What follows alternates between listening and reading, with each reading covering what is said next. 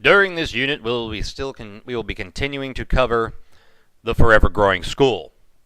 Therefore, in the video production, we will not be covering the background information about the school, the analysis of the school's history and growth, summary of the school's strengths and weaknesses, and the responses and results of the school's current strategy.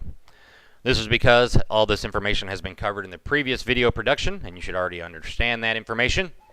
Additionally, it is to save tedium, time, disk space, and loading time of the video itself. Therefore, this production will only cover the new information regarding the diffusion of innovations with the Forever Growing School.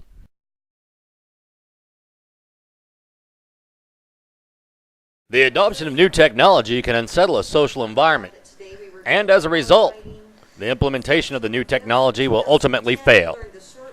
Adoption is the last stage in a strategic process called diffusion. This study looks at diffusion issues in one pre-kindergarten school and provides alternatives for addressing potential problems, such as awareness of the new technology, acceptance of the innovative resources, and use of the new tools in a uniform and consistent manner. Developing a strategy for communicating this to the teachers, building an understanding of the function and purpose of the technology-based learning modules, gaining teacher acceptance, and ensuring the appropriate use of resources is the purpose of this study.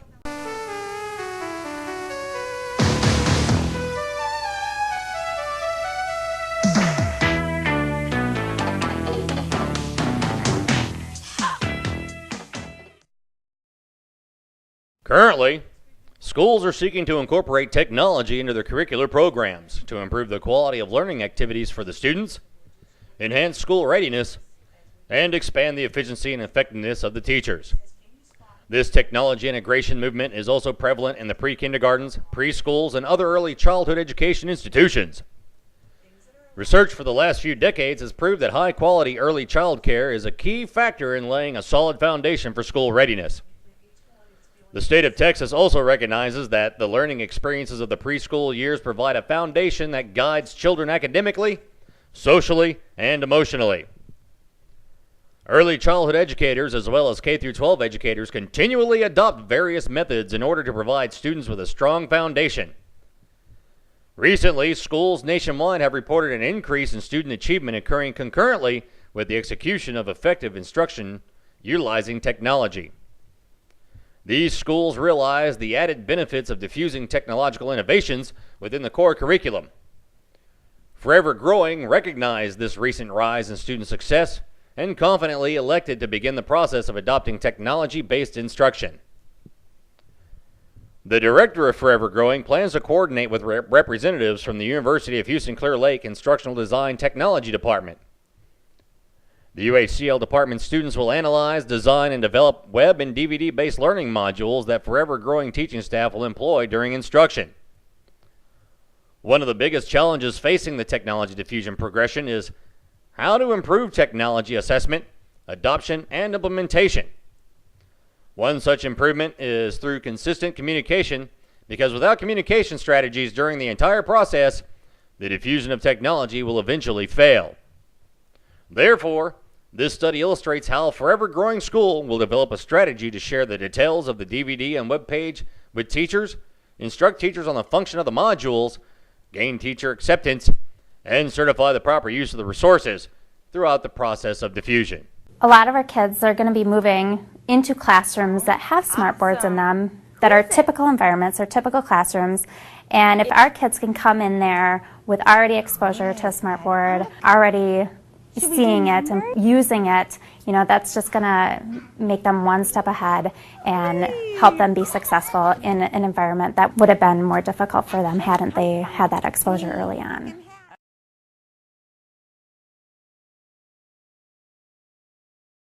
Forever Growing is a small privately owned preschool with a total teaching staff of 6. Its small size can be an advantage or a disadvantage when it comes to the diffusion of technological innovation. In most organizations, the people are classified on the basis of their innovativeness during the adoption phase of the diffusion process. There are 5 categories of adopters identified: innovators, early adopters, early majority, late majority, and laggards. In large organizations, the distributions of these 5 categories generally follow an S-curve type pattern consisting of a few innovators and early adopters, an increased number of early and late majorities, followed by a few laggards. However, in a very small organization such as Forever Growing, only one or two teachers to significantly skew this pattern positively or negatively. If the majority of the teachers by nature are innovators or early adopters, the diffusion process is easily accomplished and the adoption is success. However, if the majority of teachers are the late majority or laggard categories, the diffusion process may be slow, resulting in the failure to adopt. Consequently, with an extremely small staff population, it only takes a minority of slow or reluctant adopters to significantly affect the outcome of the diffusion efforts, prompting the adoption or failure of the technology. While this factor may not be a concern regarding Forever Growing's close-knit family of coworkers, it is smart to plan a strategy for disseminating information about the impending technology in order to ensure success. In Diffusion of Innovations, it is not people who change, but the innovations themselves. The specific area of interest during this case study is to create a strategy for the adopters that constructs awareness of the technology in addition to its functions and purpose. The strategy needs to identify how the proposed innovations satisfy the teacher's needs, increase teacher effectiveness, and improve the quality of educational programs for the children. The teachers at Forever Growing are acutely aware of the school's resource shortages and have performed a remarkable job of maintaining the quality of the academic program in spite of these limitations. Under most circumstances in this particular environment, gaining acceptance of additional teaching tools would be relatively easy. On the other hand, when these tools include a new technology solution, new problems arise that may impede the intended diffusion. The largest diffusion impediment encountered by Forever Growing is the uneven technical background knowledge base retained by the teaching staff. The strategy to address this issue should be included within the technology diffusion plan. The strategy should first identify the levels of comfort that teachers possess working with technology, and then scaffold the teachers requiring it.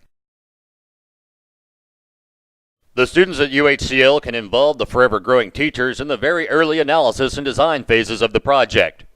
This will enhance their awareness of the impending implementation, address their perceptions and needs, allay their fears and concerns of the less technically sophisticated, and give them a voice in the final product. This action will activate interest, even enthusiasm, for the impending technology diffusion. It also creates a sense of ownership, which may exist as the strongest asset for gaining acceptance and adoption. The director can identify and employ the teachers who are most comfortable with technology as peer mentors and tutors. Through peer conversations, the less technically advanced teachers will have an informal, less threatening support structure. This expert is there to answer questions, demonstrate concepts, and facilitate more reassurance alongside the proposed changes, as there is a need for vertical support to overcome technophobia. Innovators and early adopters tend to complete the diffusion process without much needed support. However, members of the early majority tend to have no interest in the technology per se, and some may exhibit a form of technophobia.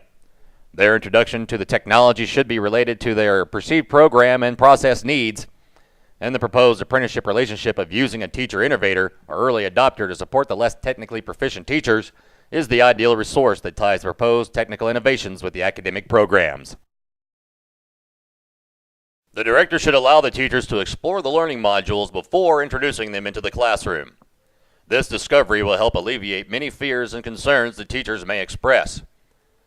It also provides the opportunity for the teachers to see the benefits the modules bring forth for improving the learning activities of the students and for encouraging excitement among the students.